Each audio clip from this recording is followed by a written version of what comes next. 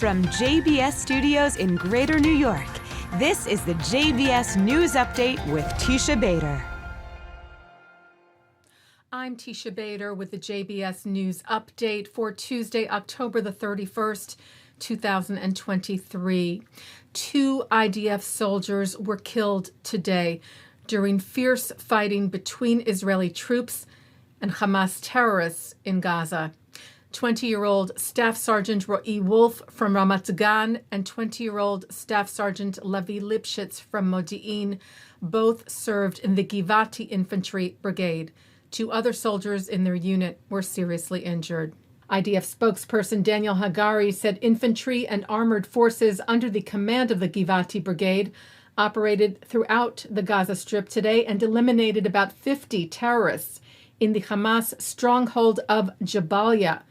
The commander of the Jabalia Center Battalion, who the IDF said was one of the leaders of the murderous terrorist attack on October the 7th, was also taken out in an airstrike, as was another battalion commander who also directed terrorists to 2 Gaza border communities, Kibbutz Erez and Moshav Netiv HaAsara, during the massacre.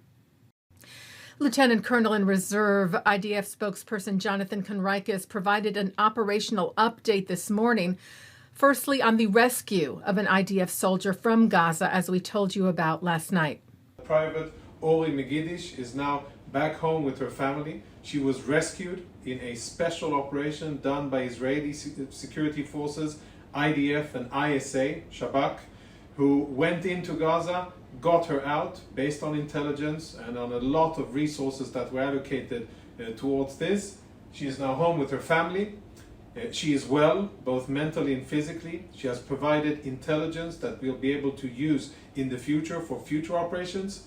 And the only thing that I can say that won't jeopardize operational security is that we are committed and determined to get all of the 238 Israeli hostages that are still inside Gaza.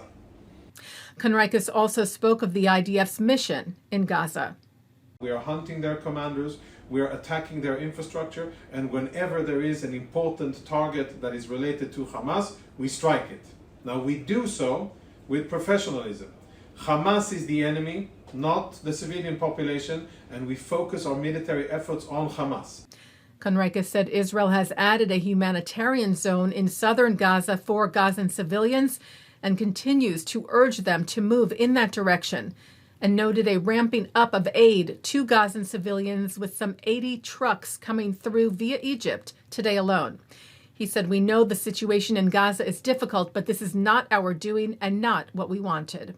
Please remember, we are 25 days into the fighting. We didn't start this, we didn't want it, but we are definitely going to end it, and it will end with a totally dismantled Hamas in a totally different security situation in the south. Meanwhile, rocket fire continues from Gaza at central Israel and southern Israel. 4 people were injured by 2 separate rocket impacts on a parking lot in front of an apartment building in Ashdod. One of the injured, a 50-year-old man, is said to be in serious condition. 3 others were lightly hurt. A home in the Eshkol Regional Council was hit and damaged, but no injuries there. Rockets also continue to be fired from Lebanon at northern Israel, with Hezbollah terrorists also shooting at IDF posts. The IDF continuing to return fire, targeting the source of the attacks. And today, Israel's Air Force intercepted a surface-to-surface missile in the area of the Red Sea near Eilat. Iranian-backed Houthis in Yemen later claimed responsibility. Israeli Prime Minister Benjamin Netanyahu released a video statement last night on the battle with Hamas and calls for some to halt it. I want to make clear Israel's position regarding a ceasefire. Just as the United States would not agree to a ceasefire after the bombing of Pearl Harbor or after the terrorist attack of 9/11, Israel will not agree to a cessation of hostilities with Hamas after the horrific attacks of October 7th. Calls for a ceasefire are calls for Israel to surrender to Hamas, to surrender to terrorism, to surrender to barbarism. That will not happen. The Prime Minister also spoke about the 238 hostages being held in Gaza by terror group Hamas saying every civilized nation should stand with Israel in demanding that these hostages be freed immediately and freed unconditionally. The United States has backed Israel's position on the ceasefire issue. Times of Israel cited U.S. Secretary of State Antony Blinken at a Senate hearing today on military aid for Israel, saying that the U.S. does not support a ceasefire at this moment because it simply would allow Hamas to regroup and commit another massacre like it did on October the 7th. And with the rise of anti-Semitism since the Hamas-committed massacre, in particular on college campuses here in the U.S., U.S. Secretary of Education Miguel Cardona and Second Gentleman Douglas Emhoff met with Jewish leaders yesterday to discuss the administration's efforts to combat the disturbing trend. Emhoff said ahead of the meetings the rise in anti-Semitic threats of violence against Jewish students in schools and on college campuses is unwarranted and unacceptable. He said the administration announced actions to track hate-related rhetoric online and provide further federal resources to schools. Taking a look now at our programming for tonight on JBS for Tuesday, October the 31st at 7 o'clock, Rabbi Ammiel Hirsch looks to the Torah for reasons yet to believe in humanity's righteousness, even while contemplating the unfathomable brutality of the October 7th attack.